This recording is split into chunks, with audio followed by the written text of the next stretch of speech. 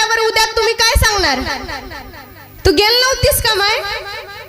नाही, मी सोयाबीन कापत होते, असं सांगणार का? जर तुमच्या लेकरांनी उद्या तुम्हाला विचारलं की आरक्षणाच्या लढ्यामध्ये तू काय करत होतीस, तर त्यांना छातीत ठोकून सांगा की मी सुद्धा तुला आरक्षण मिळवून द्यायला रस्त्यावरती उतरले होते. हा एकल्याचा नाहीये लढा, सगळ्यांचा आहे. आपल्या सगळ्यांना मिळून आपल्याला न्याय मिळवायचा आहे.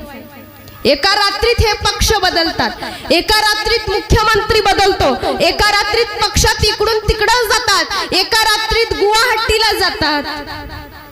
मग एका रात्रीत मराठ्यांना आरक्षण का नाही भेटत, हा प्रश्न या राजकारण्यांना आपल्याला करायचा आहे.